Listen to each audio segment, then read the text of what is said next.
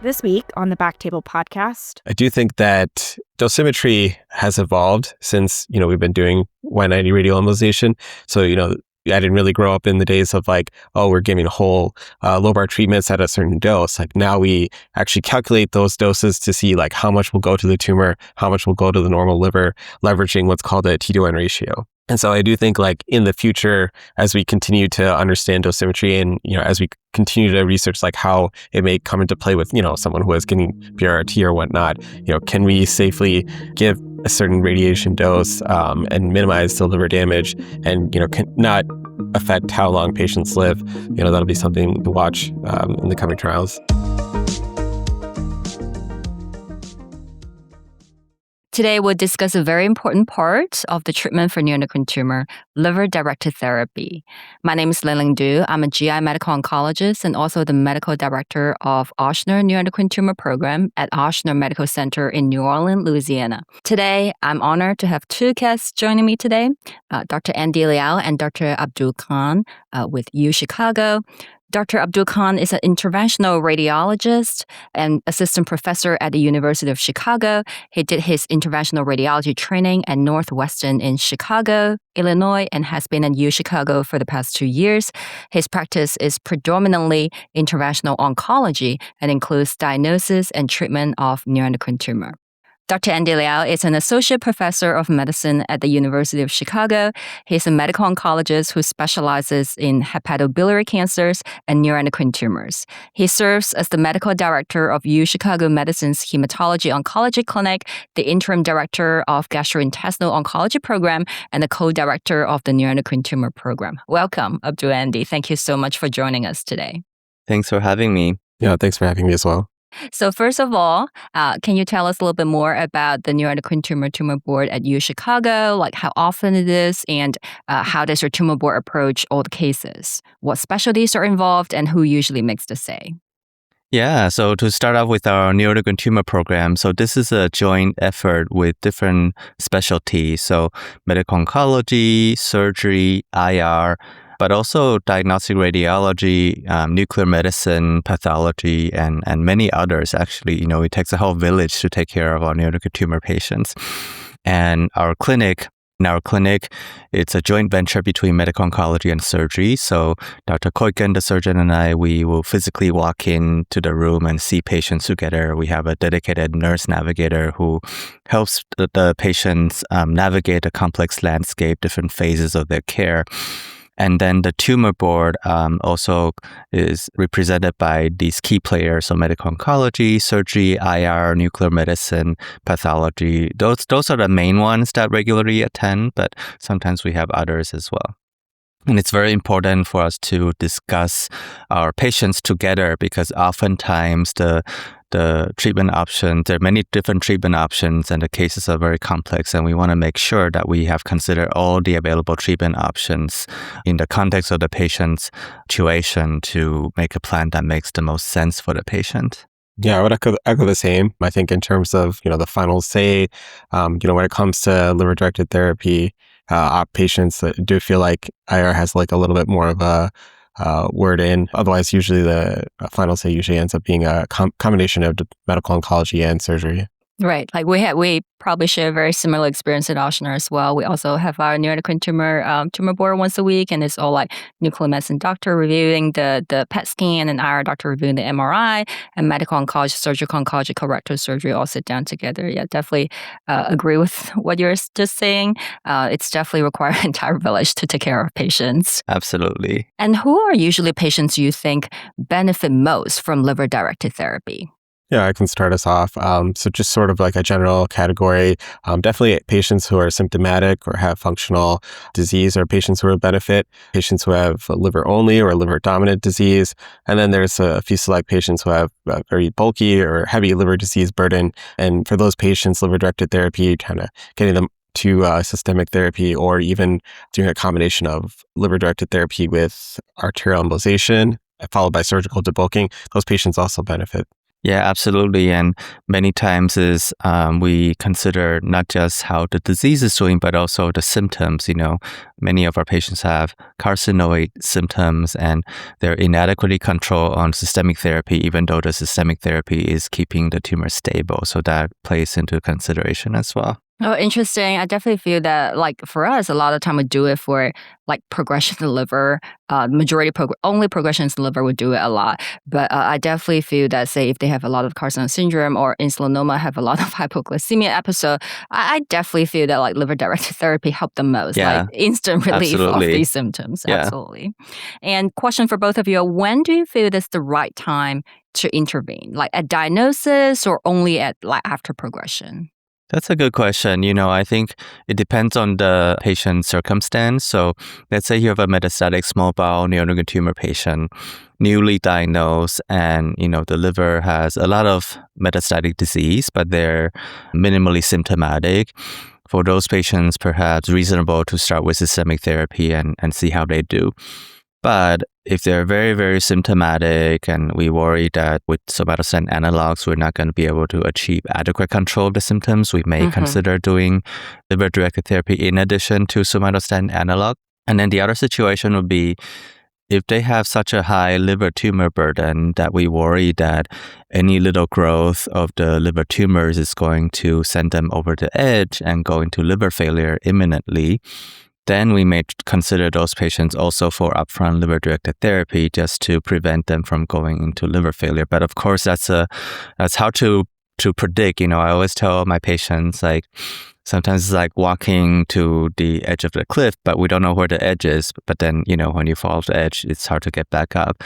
And that's the same with liver tumor burden and going to liver failure. So sometimes this is where it's important to have multidisciplinary discussions, right? Sometimes we have to make the clinical judgment to decide whether to use the liver-directed therapy options up front to help our patients and prevent them from getting in trouble. Interesting. That's actually my next question as well, because I wouldn't say like we get this problem a lot, but definitely, just because it grows so slow, I will have at least a handful a year that when they present, it's just like so much tumor in the liver. Sometimes they don't really have any symptoms, but even when like our RRs are reviewing the MRI, they will be like, oh, we do worry about like if the liver is almost completely replaced. Like if it progresses a little bit more, then the liver is going to shut down. So that actually comes up a lot, but I also hear different opinions from like different medical oncologists or different IRs, like, oh, if they have too much cancer burden in the liver, then like directed therapy may like cause a high like side effect or things like that. They don't recommend that. I don't know how you feel about that. Yeah, that is a good point, Abdul. What is your thought on what's like the threshold for liver-directed therapy? Is there a line beyond which it would be more harmful than beneficial? Right. Yeah. Once again, these are sort of case by case. I think sort of a general brushstroke is patients who have decompensated liver, anyone with the bilirubin greater than 2, if their liver enzymes are significantly elevated, those would be patients that be hesitant to treat. Patients who, and this is sort of like a nuance, but if they have acute portal vein thrombosis, then technically their liver supply is already compromised, and doing an embolization on top of that is going to further compromise them. And then patients who have like poor performance status, we don't traditionally talk about ECOG for neuroendocrine tumor, but a lot of what we do is like sort of extrapolated with their cancers that we treat, including HCC. And so, someone with the ECOG of 2 or more, another sort of bit of discussion or caution for those cases. I think, I don't know, what are your thoughts, Andy? Yeah, I totally agree. Sometimes when we see the patient, it tells us a lot of useful information when we see them in person, like their performance status, their liver function. And we always worry if they're already having moderate liver dysfunction that, if we do something to their liver, it may set them over the edge. Yeah, that's actually a great point. Like, I think that the case that I presentation, like too large of a liver burden that we're talking about, I'm assuming those patients have like normal liver function because a lot of them like do have normal liver function. Usually, like I just had a patient who is not able to come back to see us for a few years. And by the time they came back to see us, it was a grade 2, a definitely progressive tumor. So the liver is like so big and almost completely replaced by like the neuroendocrine tumor, and the bilirubin is like 1.3, and you can see STLT coming up. So for that patient, fortunately, she had a pancreatic primary. So I started KIP10 instead of doing like liver-directed therapy. I do feel in this case, we actually more favor like systemic therapy rather than liver-directed therapy. And then my next question is, when patients have liver-only progression, like may have disease elsewhere, but everywhere else is good. It's just progressing the liver, which happens a lot. At this time, would you favor liver-directed therapy or changing systemic therapy, or both? Like if all the like good performance status and all the organ functions are good. Yeah, in our practice, this is the situation when we consider liver-directed therapies the most.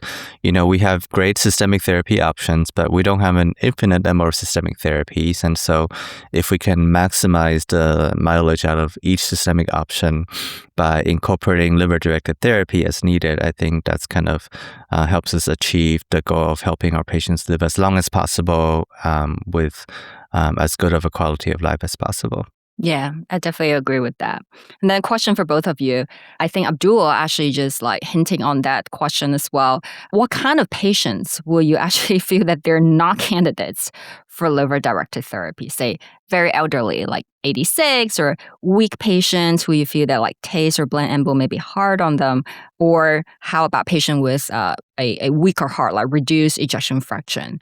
In that case, would you favor one versus the other and try to avoid TACE? Like, what are your thoughts on that? Like, should we not be offering liver-directed therapy? Yeah. So yeah, I did hint on it a little bit earlier about patients with decompensated liver, and then to kind of go with that, decompensated cardiac function. Those would be patients, especially like with regards to like TACE.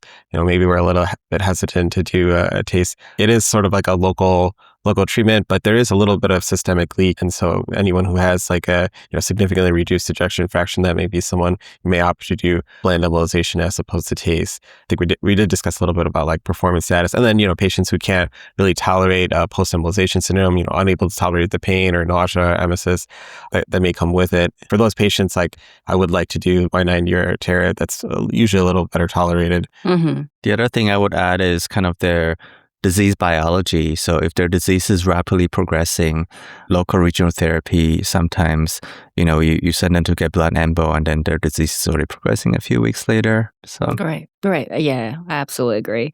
Do you, like before you do TACE, do you check echo before? Like say the first TACE, this is a new patient, never had echo before. Yeah, I mean, it's actually not our practice to do TACE. We do predominantly blend embolization. And, I would not like routinely, ask for it. Certainly if someone has like if there's any suspicion between, our tumor board discussion or a clinic visit that, it's maybe someone who it'd be a good idea to get an echo, whether that's like, some trouble breathing or, edema within the ankles, those would be, it's not hard to get an echo. It's a pretty simple thing. And yeah, I think that's easy hanging fruit to obtain to prevent yourself from causing, worsening a patient's condition. Yeah, we definitely do it if they have symptoms or at diagnosis, if their serotonin is very high, we would get one just to make sure. Yeah, that's a very interesting topic to me, because I don't even think that it's recommended that we need to check it, because usually we don't even think that adriamycin would just like damage the heart, given this like it's local regional therapy, right? But I did have one patient who got over years a couple of TACE, and then like he would never check echo. When we checked the echo, like there's like heart failure and everything, and he's completely asymptomatic. So that's why, you always learn your lesson from one like black sheep patient. It's completely a zebra. So interesting. And then regarding liver-directed, like different modalities of liver-directed therapy, I'm very curious to see what liver-directed therapy do you usually TACE? And you mentioned that mostly you use like blend embo. And how about say, like would you consider TACE or Y90 or ablation? And how do you choose between them? Yeah, We historically have done predominantly blend embolization. Not a significant difference between the outcomes when it comes to blend or TACE. When it comes to the outcomes are pretty similar. Are there any other factors that come into play? And for us, cost comes into play, ease of obtaining materials comes into play. So particles are very cheap, easily available, readily available for us to use. And so it's easy for us to do that. One thing we also do is ablation for, one or two lesions that are sort of progressing or not matching, the rest of the course. And so that's something we offer as well. Historically, we don't do a lot of Y90 or tear. And, and you can correct me if I'm wrong, that's a little combination of like surgeon and medical oncology preference. Yeah, I don't think there's any randomized studies with tear versus, blend embo or TACE. There is a randomized study between TACE and blend embo that I think, Lingling, you were going to discuss later. In our institution, we do blend embo just because PRRT is one of the mainstays of treatment for neuroendocrine tumor patients, and that is also radiation exposure. And these neuroendocrine tumor patients live for a long, long time, so we have to consider the long-term health of the liver as well. So that's really the main reason we do blend embo. But to go back on your points, Abdul, the side effects for these three modalities are different, right? Y90 and TACE and blend embo. Right. That's like the trial that we're just going to talk about, the RETNET trial that was actually presented at the NET Symposium last year, 2025. It was a study that randomized patients with progressive or symptomatic unresectable neuroendocrine tumor liver mets to blend embo versus conventional TACE. And their primary endpoint is hepatic progression-free survival. And when they first designed the study, they originally had a third arm of drug-eluting beat TACE, but that arm was very soon closed early due to severe side effects. So they're just basically comparing TACE versus blend embo. And the results presented basically show that there was no difference between the two arms, the blend embo and the conventional TACE arm, when it comes to liver progression-free survival. But the blend embo arm seemed to have higher rates of toxicity. And I remember when the IR doctor was talking about it at the symposium, they did talk about he felt that it was the mechanism of blend embo, which is different from TACE, that he feels is actually caused more side effect. I'm curious to see about what are your thoughts on that? Yeah, I mean, the results were very interesting. Certainly, there was the thought that maybe TACEs would have like a little better outcomes, improve progression-free survival based on some of the other retrospective studies that I'd done in the past. So that was interesting to see. And then, once again, there's variance in how these are actually done. The mechanism of action, certainly with blend embolization, it's very ischemia based. Whereas with TACE, there's some cytotoxicity from the chemotherapy being given in addition to particles as well. And then, other than that, I'm like curious to see, what the sub-analysis come out as. We're still kind of learning the data and what kind of conclusions come from the trial. So it'll be interesting to see what sort of further information we can gather. Yeah, definitely. Yeah, here in Ochsner, we actually use TACE the majority of time, and sometimes we do blend embo. Y90 would be very elderly patient and with a good tumor, you're not damaging really semendectomy, you're not really damaging too much of a liver. That's when they will use it. But from an IR perspective, Abdul, do you feel any difference in terms of both efficacy and side effects between TACE and blend embo, or you feel that they're pretty much similar? I feel like they're pretty much similar. Certainly, there may be some variance in case-by-case basis, but for the most part, outcomes are not significantly different. And even what I see in terms of patients, how they feel afterwards, degree of pain, the post-embolization, it's not too significantly different. And the efficacy also feels pretty similar as well. Yeah, I mean, the efficacy I have to say is, it's hard for me to judge because mostly I do blend embolization. Right. Yeah, so I'm mostly talking about what I read in the literature and whatnot. Right. I don't know if Andy, you think you've talked to other people and they've commented on differences. No, I'm the same boat. Most of my patients get blend embo. Yeah, I feel that because our patients get both, I do feel the efficacy is probably the same. I feel that the difference in terms of liver progression-free survival come down to each patient. It's not whether they got TACE or a blend embo. I think it's the nature, the biology of tumor. Yeah, right? Regardless what they get, if they progress. That's how I feel. You just talked about, Abdul, that sometimes you do treat patients with Y90. We know, right, from a medical oncologist perspective, our understanding of TACE, blend embo versus Y90, versus TARE.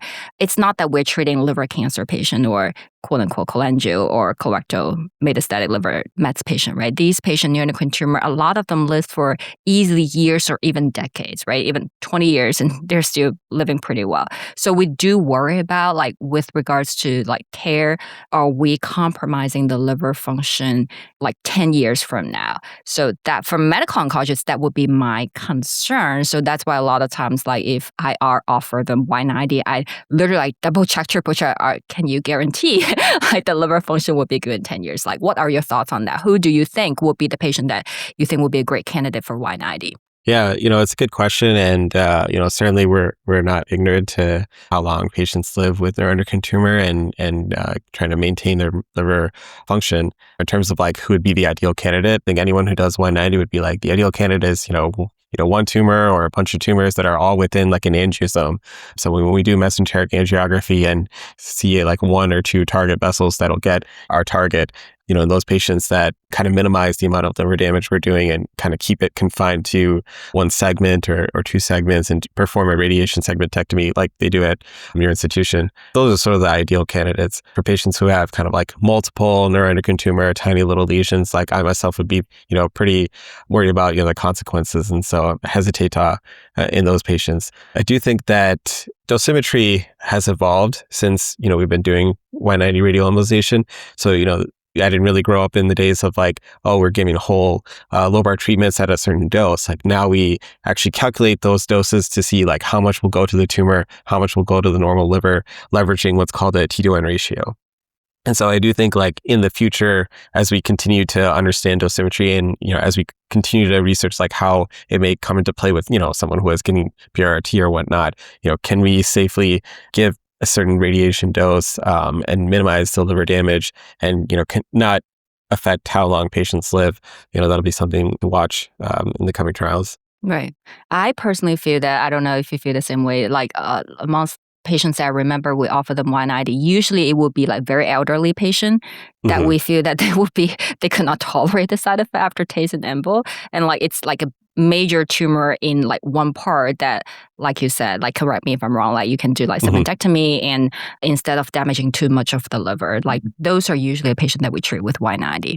Yeah, that's sort of the consensus I get from talking to other people who perform it at their institution is older patient who may not be able to undergo sort of the side effects or post-embolization syndrome from TACE or planned embolization, and we've gotten very comfortable doing radiation segmentectomy and kind of minimizing liver parenchymal damage in that sense. Great. And I know that UChicago, it's also like you all also do histotripsy as well. Although like we don't have any data for like histotripsy and neuroendocrine tumor. I'm just curious about your experience. Like, have you done histotripsy for neuroendocrine tumor? And if so, what has your experience been? Yeah. So, we've done a subset of patients. I would say early on, it was kind of hit or miss. I think there's a steep learning curve to performing histotripsy and finding out, who are the best patients, who are the best candidates to undergo the histotripsy ablation. I would say that kind of more recently, I've had a little bit more success in being able to treat patients, but every case is individualized, and I have a discussion with every patient. I bring them into clinic, doing an ultrasound of the liver lesion, and making sure I can visualize the lesion with ultrasound. That goes a long way to making sure I can perform the ablation, and then also discussing with the patient about how realistic it is with regards to outcomes. They would ask me like, how long is this treatment going to last? Is it going to be good for 1 year, 2 years, 5 years?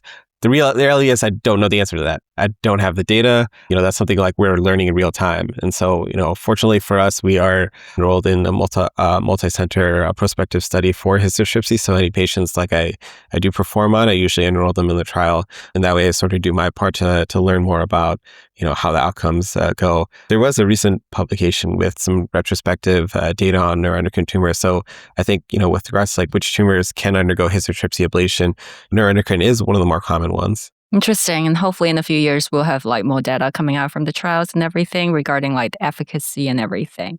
Yeah, especially about the abscopal effect, because a lot of patients ask about that. And I think we just need more data to see if that happens in neuroendocrine tumors. Exactly. And do you routinely anticoagulate patients after histotripsy? I don't routinely, and I rarely anticoagulate after. If anything, I usually intra-procedure will give anticoagulation for patients who have either tumors like very central or have to sort of cross the portal vein, or if they're adjacent or abutting the portal vein. That's usually only the scenario. But, we've been fortunate not to have any portal vein thrombosis or any issues like that. No, that's great. That's great. And a question for both of you. I think Andy just touched upon it when we first started the episode. Do the tumor grade, like the Ki-67 percentage, influence your decision on liver-directed therapy? Like, say, if the Ki-67 is above a certain threshold, you will be hesitate on offering liver-directed therapy? I think that plays into it, but I think ultimately it's a disease biology, and you both know that, two patients can have the same grade and Ki-67, but their tumors can behave very differently. Right. And generally in our practices for the patients who have more indolent disease, if they have liver-limited progression, those are great candidates for liver-directed therapy. But if they have rapidly progressive disease, especially if they have systemic disease, then we would focus more on systemic therapy. And how about, Abdul, when it comes to different liver-directed therapy modality that you're able to offer, would the Ki-67 influence the type of therapy that you offer? Say, if it's the Ki-67 a little bit more higher, you are like, okay, maybe not 10 years ahead of me. I may favor using more Y90. I'm free to give Y90. Or if it's very indolent, you're like, okay, I'm just going to go the safe route. Yeah, I mean, once again, we're predominantly blend embolization, and I don't think it necessarily makes a difference across the three. But once again, if you bring up certain scenarios, that other things come into play. I think so a thought could be like at the higher Ki-67, maybe you want to do TACE and have a little bit more of that cytotoxic effect as opposed to just pure ischemia. But the scenario that you laid out, where someone may not have very long to live, and maybe this is like the one chance to hit them hard, maybe Andy will let me tear, so yeah. Right, that's right. And have you ever sequenced liver-directed therapy with systemic therapy? Or systemic therapy like the cabozantinib, everolimus, and the chemo like Kip-10, FOLFIRI, etc. Have you done okay, I'm gonna change the treatment, but also offer a patient the liver-directed therapy as well? I think we sometimes do, especially if we feel like they have a high liver tumor burden that we need faster control than just systemic therapy alone.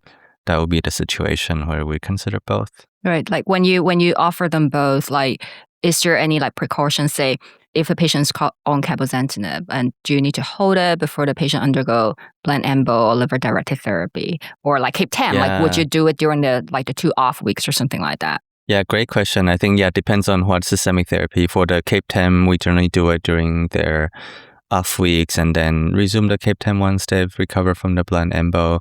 For cabo, we may also have the drug held before the treatment. Right. My experience, I had a patient who had, of course, Kip-10 would do it during the off week. I also had a patient we did everolimus, and we're offering them TACE as well. And then universally, we have to hold the everolimus after that, just because they're still trying to recover from the side effect of the liver-directed therapy. So we'll resume it after people feel better. Yeah. And how about in patients with PRRT? Have you ever offered them PRRT plus local liver-directed therapy? I have, and that's the situation where, where everything is controlled except for 1 or 2 lesions in the liver it's probably a different clone that's growing. So we have done that, where we use a PRRT to control everything else and then use liver-directed therapy to treat these escaping clones. Yeah. How do you time it? Do you usually just do it 1 month after 1 dose of PRRT? Generally we re-image after 2 cycles of PRRT just to catch people who are progressing. So usually after cycle 2, the restaging scan, that's when we're catching these situations when they have oligoprogressive disease. And then that's when we consider adding in liver-directed therapy. Interesting. So if they are, say, oligoprogressing in the liver, then you actually, and you haven't finished the PRRT yet, so you actually use, say, blend embo to control it, and then meanwhile, continue. Interesting. Well, I will probably do the same thing as well. Okay, so here's the fun part. We're going to go into case discussion. Okay, so this is a patient of mine. Many years ago, like 72-year-old man, he presented with innumerable liver lesions. He had a biopsy of the liver lesion and it showed a well-differentiated low-grade neuroendocrine tumor. KIC7 is less than 3%. He felt great. He had no symptoms at all. And this is his first dotatate PET scan. You can see the majority of disease in the liver. On the PET scan, it did show like some uptake in the small bowel, but no lesion, but probably small bowel primary, maybe a few scattered lymph nodes, some occasional like bone spots. So metastatic disease has extrahepatic disease, but definitely the majority of disease burden is in the liver. So yeah, we see patients like these all the time in our clinic, and their liver tumor burden, the distribution of disease, the pace of the disease, if we have that information, in addition to the patient's, performance status, comorbidities, age, and everything all has to play. And then if they have functional tumor, how symptomatic they are, I think all of that has to play into the decision.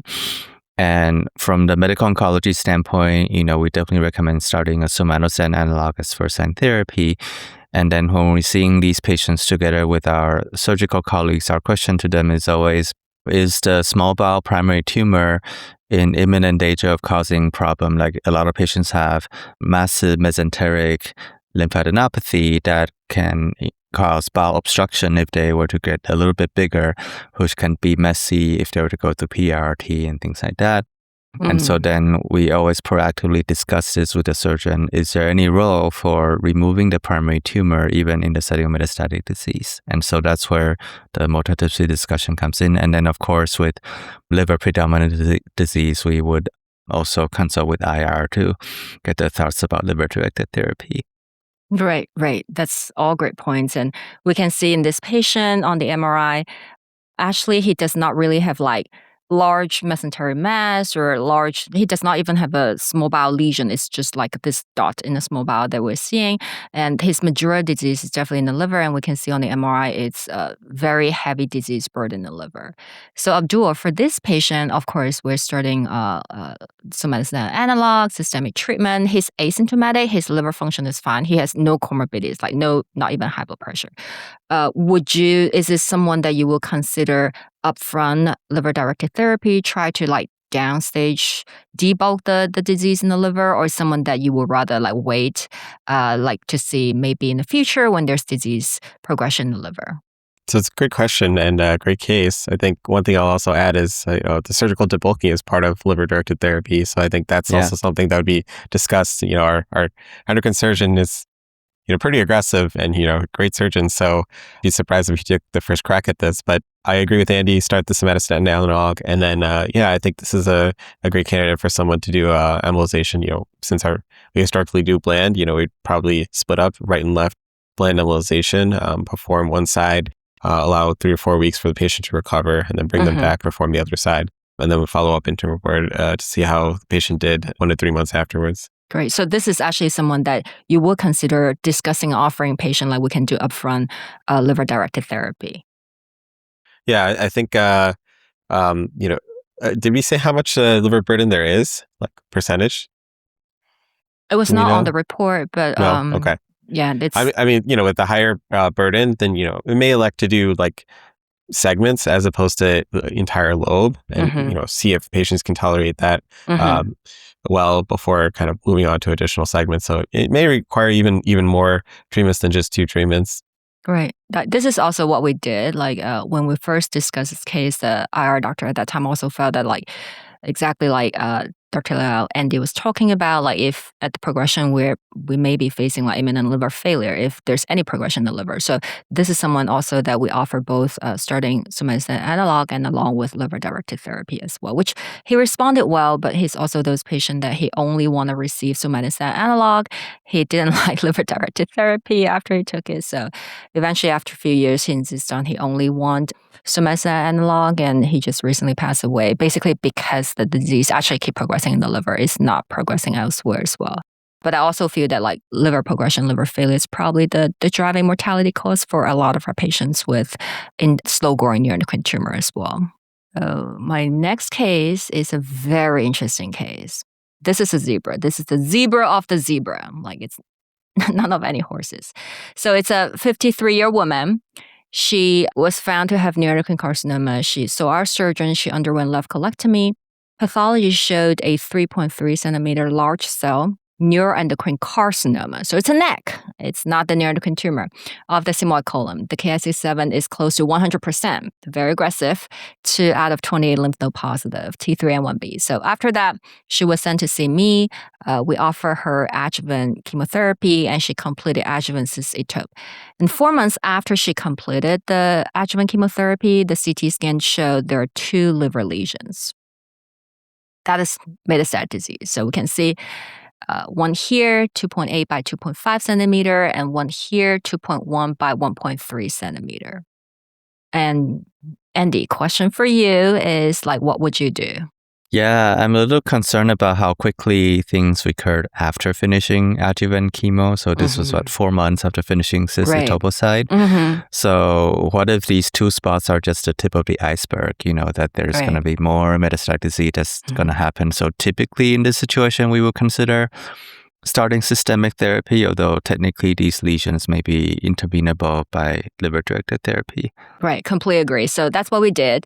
I actually started her on carboitope, and she got a few cycles, and 3 months later, we did a restaging scan. And this is the restaging scan. It's still these 2 lesions. There's no other disease sites. The 2 lesions grew a tiny little bit. It was like from 2.8 centimeter to 3.1 centimeter, so maybe a few millimeters bigger, and this one is also a few millimeters bigger. But there's no like fulminantly progressive disease anywhere else. So what would you do at this point? How long has it been since the last imaging? 3 months. 3 months. I feel like Andy would ask me if I would ablate this. Am I wrong? Typically for the high-grade poorly differentiated, I think the longer the stability, the better. Right. 3 months is encouraging, but I don't know if we're out of the woods yet. I typically prefer to see at least 6 months or even 12 months of stability. But I mean, technically they are intervenable, so. Right. Like that. Those are definitely great points.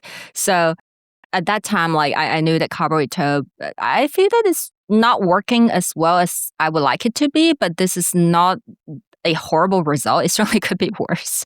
So it's a colon primary, so I switched over to FOLFIRI, and I also sent her to my interventional radiology colleague. They actually did Y90 to these 2 lesions. And then the patient remained on FOLFIRI, and after a few months, because of fatigue, we de-escalated to single-agent 5-FU maintenance, and that was 2.5 years ago. So she remained on. We did Y90. You can see like this big hole, and 2.5 years later, she's only on maintenance 5-FU, still doing very well. I call her my miracle girl. And then, that's awesome. Right at the point that the patient every single time is like, "Oh, can I just take a chemo break?" And we're like, "Okay." Yeah, sometimes that's the other situation we refer for liver-directed therapy is to treat if they have like liver-limited disease, right? Treat it so that we can come off or take a break from systemic therapy. Right. So we were just talking about it. We're okay, maybe next time we'll check a ctDNA. And when we're waiting for ctDNA, we'll see. So I think that I was always taught that cancer has its own will. So when we're trying to wait for the ctDNA result, like the burn lesions were still good, right? It's cute. Yeah. But this is the most recent one. And that was 2.5 years later. This is the only new one. And it's only 1 new lesion in the liver. So what would you all do right now? Like everything else is good. This is the only new one after she's been on 2.5 years. 2.5 years maintenance. Right. Now that she's done so well. Yeah. I mean, she did so well with the Y90. I don't see why we wouldn't offer that again. Yeah. We can always do systemic, but like there's a limited number of systemic therapy options for these poorly differentiated neuroendocrine carcinomas, and they're associated with side effects also. So we have to consider their quality of life. I mean, this is for palliative intent, so the quality of life is super important. So that's where discussions with our IR colleagues and seeing when liver-directed therapy makes sense, I think that's super important. Yeah, that's my plan as well. So we're still continuing actually just with maintenance treatment, and I also sent her to our colleague, and they're planning to do Y90 again. So hopefully 2.5 years later, another 2.5 years from now, when we redo this episode, we can give you all updates on her and hopefully she's still doing well. Okay, that's all our interesting cases today. And with that, we conclude today's episode of liver-directed therapy for neuroendocrine tumor. It was such an inspiring episode. I learned so much from y'all, and it was so nice talking to y'all. Thank you so much for coming to this. Wonderful. Thank you for having me. Yeah, thank you for having us.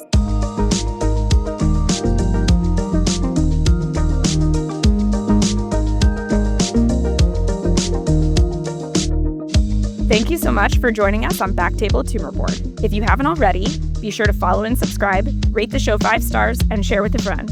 If you have any questions or comments, direct message us at _BackTableOnc. That's _BackTable ONC on Instagram, X, Blue Sky, YouTube, and LinkedIn. BackTable is produced and hosted by myself, Kate Baker. Our production team is led by Kieran Gannon, Aaron Bowles, John Reyes, and Josh Spencer. Design and digital marketing led by Brian Schmitz. Social media and PR by Donato Cavuto. Administrative support provided by Judy Dela Cruz. Music by Aaron Bowles. Thanks again, and see you next time.